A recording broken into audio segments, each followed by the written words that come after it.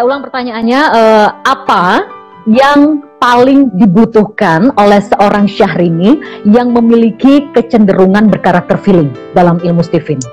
Public figure itu kan tidak mudah sesungguhnya mengelola hati, karena begitu banyaknya komentar yang akan terdengar, ya Betul. kan?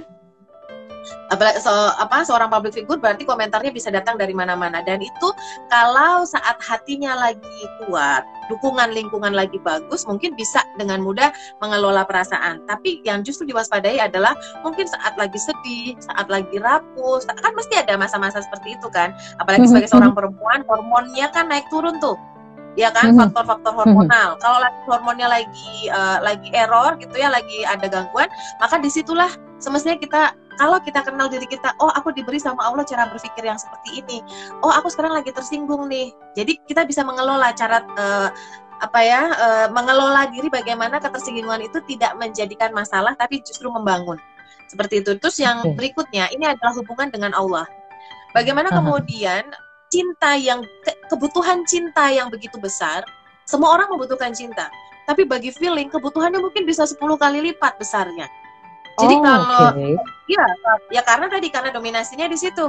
Kalau orang feeling, memang yang dibutuhkan cinta yang betul-betul literally cinta, pengekspresian emosi, kata-kata I love you, bahasa yang tulus dari hati, yang perhatian penuh, bagaikan seorang princess gitu kan, satu-satunya. Jadi orang feeling itu kan ada kecenderungan, ayo perhatikan aku seolah-olah akulah duniamu, kan gitu ya, kecenderungan orang feeling untuk dicintai, merasa sangat dicintai kan begitu.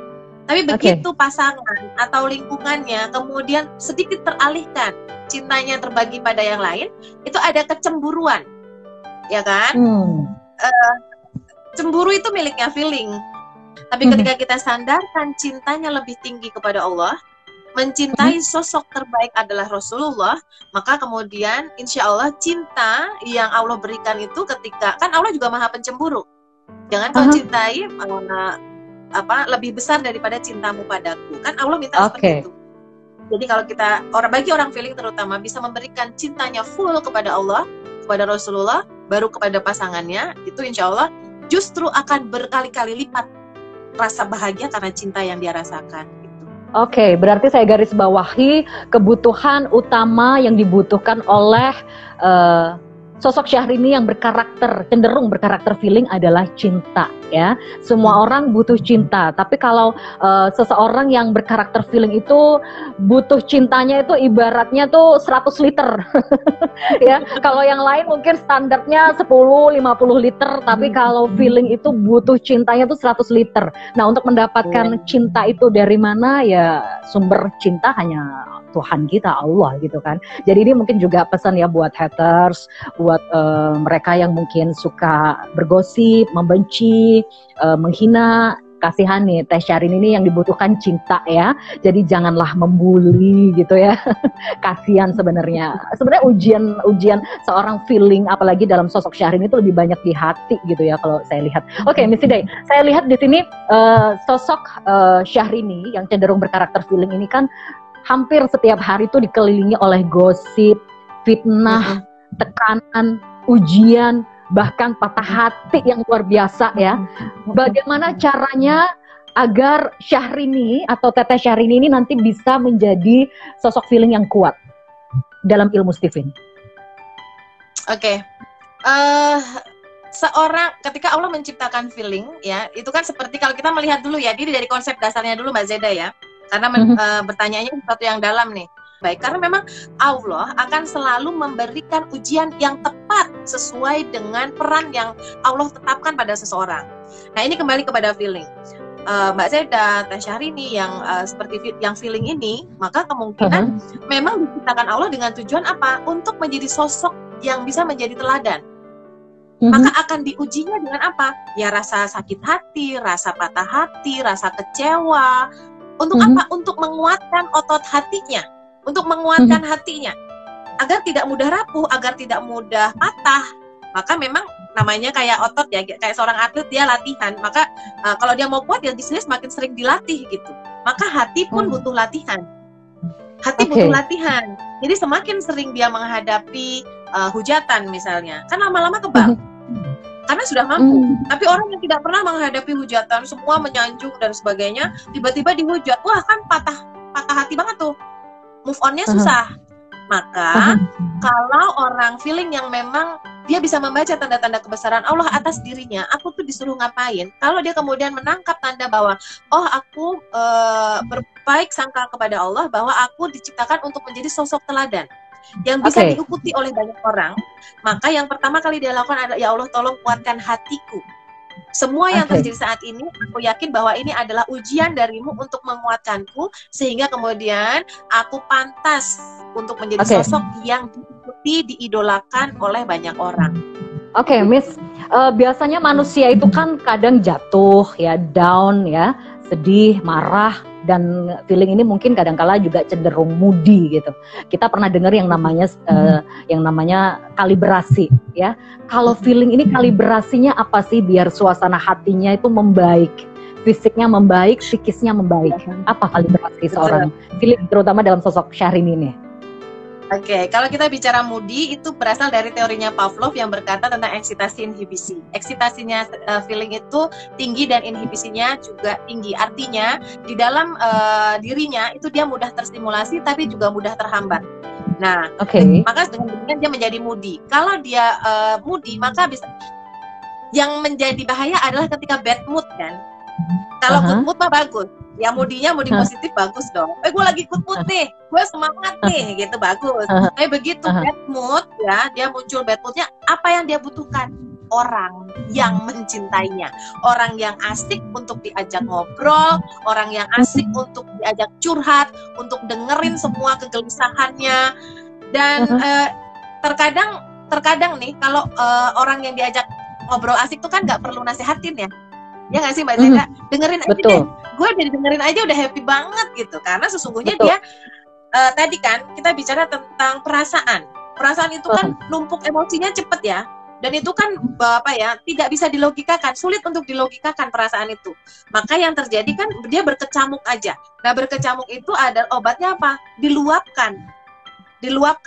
Maka yang dia butuhkan kalibrasinya adalah dengan cara cerita pada orang yang dia percaya, cerita pada orang yang dia anggap tidak ember untuk nyeritain lagi, cerita pada orang yang tidak menjudgment dirinya, yang tidak usah pakai menyalahkan atau menasehati saat dia tidak perlu.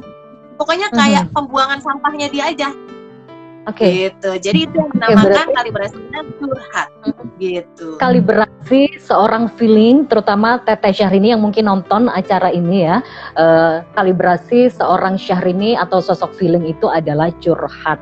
Jadi biarkan, jika mungkin kalau dalam kesehariannya, kalau sosok Syahrini mungkin curhatnya lewat lagu ya. Kita lihat lagunya kan kebanyakan kan melankolis, kebanyakan menceritakan tentang apa yang dialaminya, bahkan mungkin feeling di luar sana pun juga sama, ternyata kebutuhannya adalah curhat. Saya pernah dengar kalau memang betul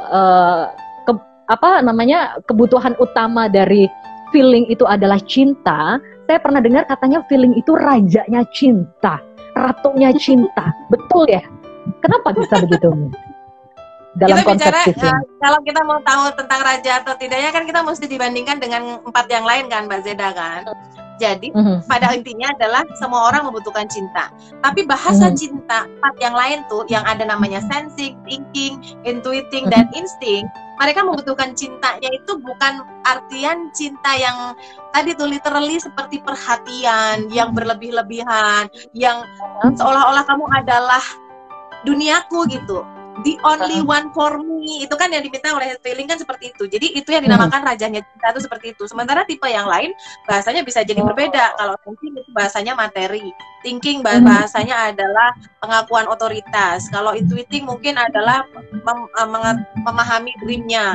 Kalau insting adalah cinta itu pengorbanan. Berbeda dengan si feeling nih. Kalau feeling memang dia bisa ngerasain orang ini cinta nggak sih sama gue. Aduh gue rasanya begitu. Jadi misalnya gini, pasangannya udah bilang I love you sayang, belum cukup tuh begitu, lagi dong, aku pengen denger lagi gitu. Karena ada kebutuhan yang memang diciptakan sama Allah berlebihan. Ini Perempuan, meskipun pasangannya sudah memberikan mobil, rumah, yang bagi laki-laki itu adalah bentuk cinta, perempuan kalau belum dengar I love you tuh kayaknya belum cinta tuh orang tuh, ya kan? Jadi tetap membutuhkan ekspresi cinta yang berlebihan. Ini agak berkecamuk di hati saya sebagai seorang feeling ya, yang mungkin memiliki kesamaan dengan Teh Syahrini. Feeling dibilang rajanya cinta, ratunya cinta.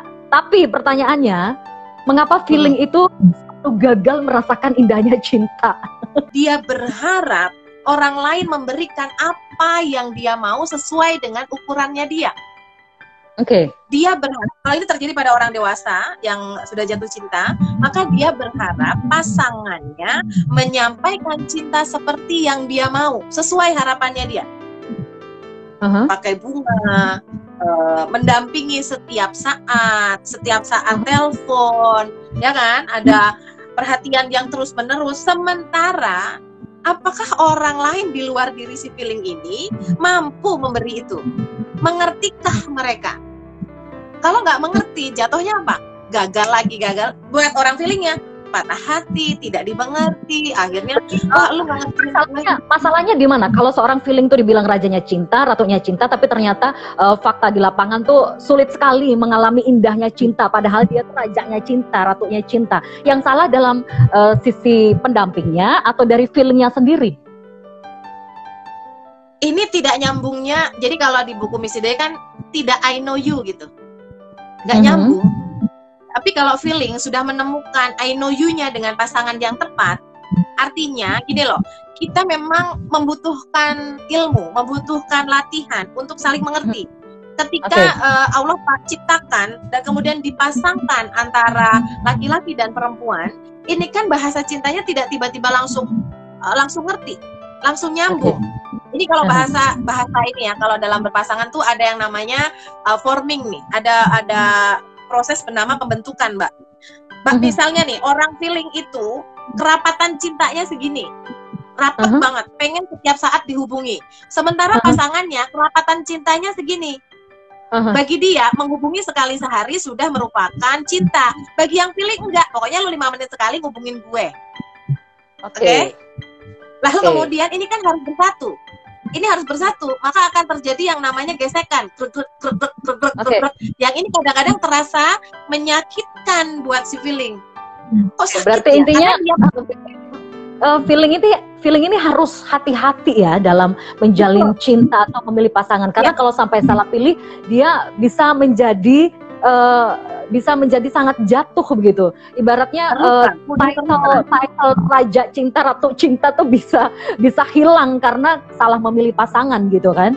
Berarti harus benar-benar hati-hati dalam memilih pasangan yang benar-benar bisa memahami seorang feeling gitu ya. Oke, pertanyaan selanjutnya, sosok pasangan seperti apa sih yang cocok dan ideal untuk seorang feeling? Terutama di sini mungkin tidak hanya sosok Teteh Syahrini ya, mungkin semua karakter feeling yang menyaksikan Z Speaking hari ini. Pasangan yang cocok adalah yang dia mengerti kebutuhannya. Ini aku coba konfirmasi kepada Mbak Zeda sebagai orang feeling. Apa sih yang dibutuhin orang feeling? Sama sih, cinta. Apa coba deskripsikan cintanya tuh bentuknya kayak apa? Oke, cinta yang saya butuhkan itu adalah cinta yang murni ya, yang nggak dibuat-buat, yang tulus, setia, ya, penuh perhatian, hangat, lembut, penuh kasih sayang. Pokoknya itu gambaran cinta yang dibutuhkan oleh saya sebagai seorang feeling. Basically, walaupun saya nggak dapat pasangan yang kaya, yang tajir gitu, it's okay. Yang penting dia penyayang, dia setia, dia selalu ada di samping saya. Itu sih. Itu ada denyut nadinya nggak yang begitu? Itu Tapi sayangnya saya nggak pernah dapat yang seperti itu. Apesnya di situ. Itu dia permasalahannya. Kayaknya bakal lama juga didapat jodoh yang benar. That's the problem.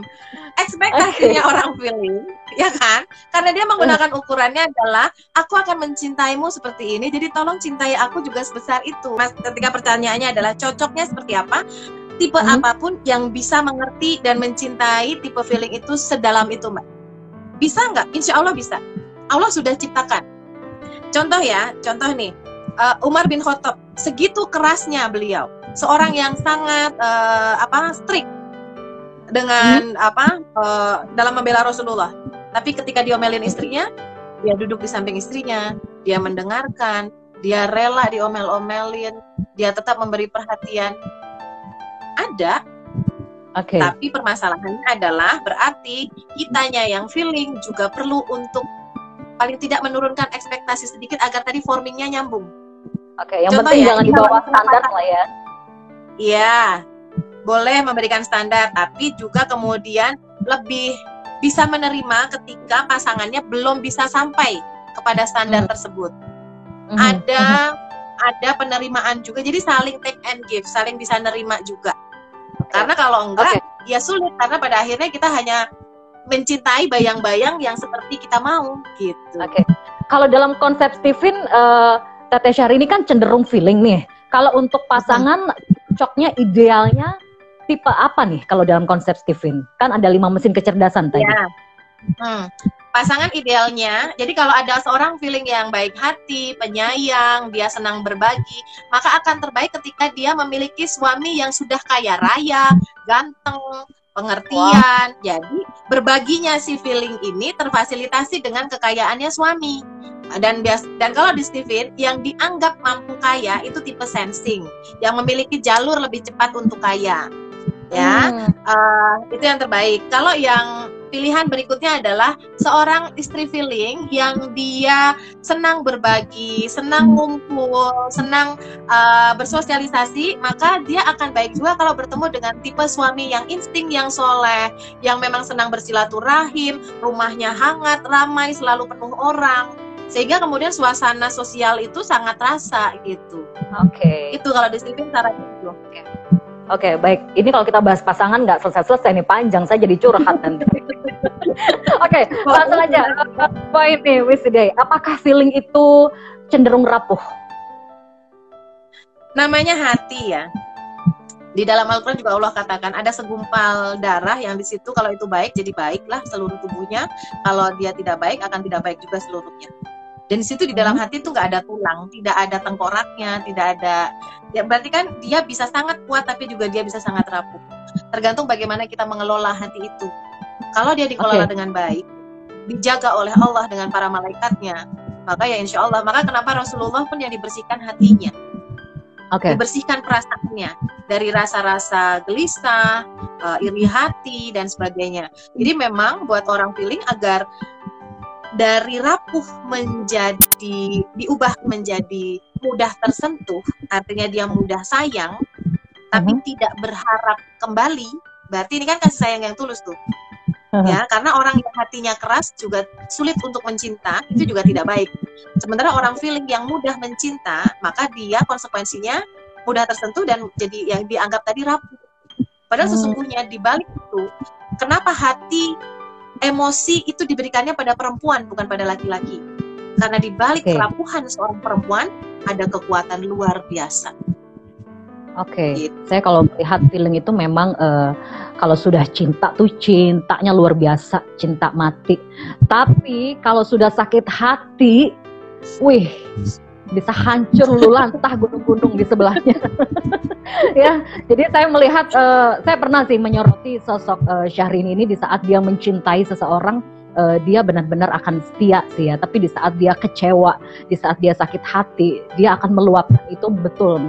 Memang bisa lewat curahan hati ya.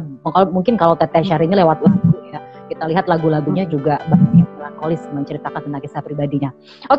Kalau ilmu Steven ini kan biasanya ada kaitannya dengan golongan darah, betul ya Miss ya? Tadi saya sempat cek golongan darah Teteh Syahrini di beberapa situs internet itu ada yang bilang O, tapi saya nggak mau percaya sampai di situ.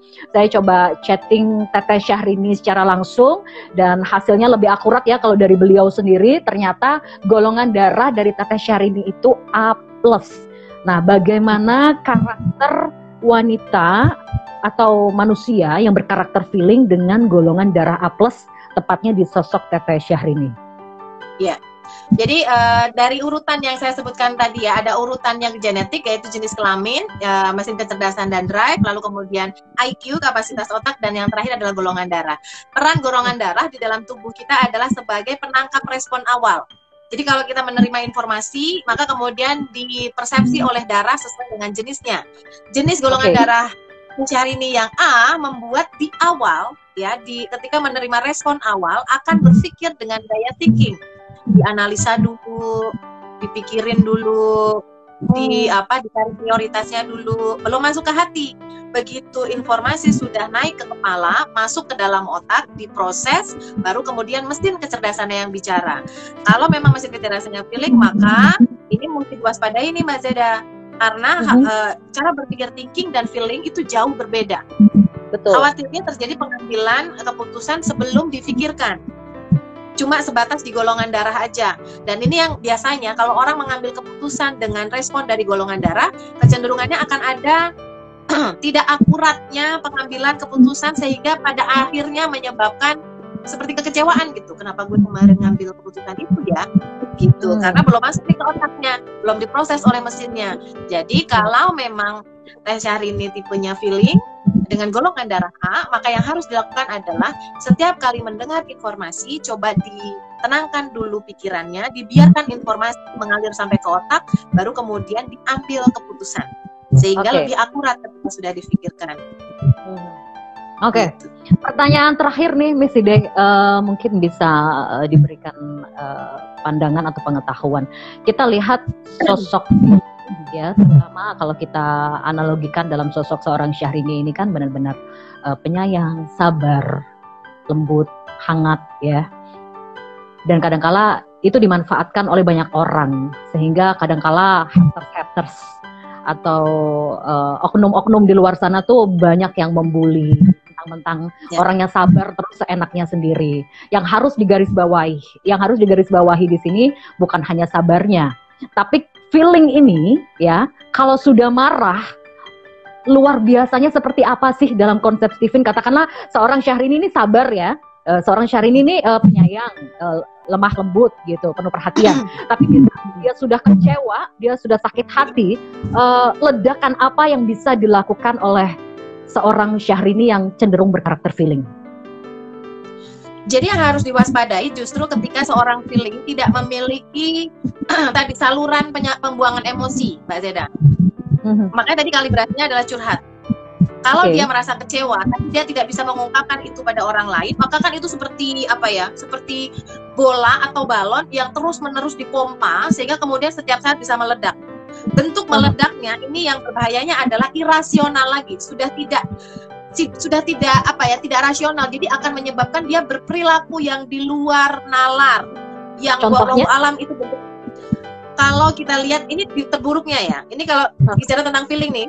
Orang contoh dalam kalau misalnya kan belajar di kejiwaan ya, maka ciri-ciri psikopat misalnya orang-orang yang kecewa pada masa lalunya, tapi dia tidak bisa mengungkapkan kekecewaannya, tidak ada orang yang bisa berbagi di situ, dia pendam, makin lama makin memburuk di kepalanya, menjadikan persepsi yang buruk di kepalanya sehingga lama-lama dia kayak mati rasa. Sehingga kemudian ketika dia menyakiti, maka dia sudah tidak pakai perasaan. Itu yang paling bahayanya sebenarnya. Yang kita sebutnya adalah orang-orang dengan bahayanya begitu. Karena sudah tidak disadari lagi, dia sudah tidak nyadar bahwa aku merasa apa sih, kok kayaknya cuma campur aduk doang gitu. Ya, jadi sebelum sampai ke sana itu kan kewaspadaan yang terburuknya ya. Jadi makanya sebelum sampai ke sana, bagi teman-teman yang feeling juga, yuk pahami dulu, aku ini diberi sama Allah potensi apa, lalu kemudian maka kita bisa mengukur-ukur nih, aku udah mulai kesel nih, aduh hati-hati nih, aku harus keluar nih energi negatifnya, disampaikan, curhat sama orang yang bisa dipercaya. Kata kuncinya Mbak Zeda, jangan curhat dengan sembarang orang, karena nanti itu bisa jadi mereka bisa menghantam kita balik gitu dengan cerita-cerita kita gitu kan. Jadi memang bagi orang feeling yang baik, yang sabar, maka memang mudah-mudahan didekatkan oleh Allah orang yang memang bisa dipercaya, yang senantiasa siap mendengarkan keluh kesahnya gitu, sehingga paling tidak mengurangi beban emosinya, beban emosinya. Nah, setelah itu kemudian Ya itu tadi, dia kuatkan itu menjadi kekecewaannya diubah menjadi kekuatan. Bahwa apalagi kalau dia sudah dekat dengan Allah, semakin banyak orang yang menghujat, maka akan semakin sedikit dosanya karena diambil oleh orang yang menghujat. Kalau dia sudah bisa memutar pikiran menjadi pikiran baik seperti itu, perasaannya akan terus positif. Gitu. Oke, baik. Masya Allah, keren banget ya. Jadi feeling itu memang ujian terberatnya di hati ya, di perasaan ya, Miss Hidayah. Oleh karena itu Allah memberikan kelebihan dari sisi hati, perasaan, diberikan kecerdasan yang lebih dari sisi emosional atau perasaannya, karena memang nanti dari kelebihan itu yang diuji oleh Allah memang adalah di situ hatinya gitu. Oke, kalau warna feeling itu apa misalnya? Oke, dalam feeling, urusan warna, orang feeling kan karakternya kan lembut, ramah, menyejukkan ya. Itu seperti kalau kita jalan-jalan ke kehijauan, ke puncak, itu kan berarti warnanya hijau. Langsung kita adem gitu. Maka bagi orang feeling, warna hijau itu penting. Ada tambahan informasi lagi Mbak Zeda. Bagi orang feeling yang tadi, kenapa Allah anugerahkan paru-paru besar? Jalan masuk udara yang besar. Karena di situ juga letak obat kemarahannya. Jadi kalau orang feeling mulai cukup emosinya naik, maka coba perbanyak bernafas, perpanjang nafasnya.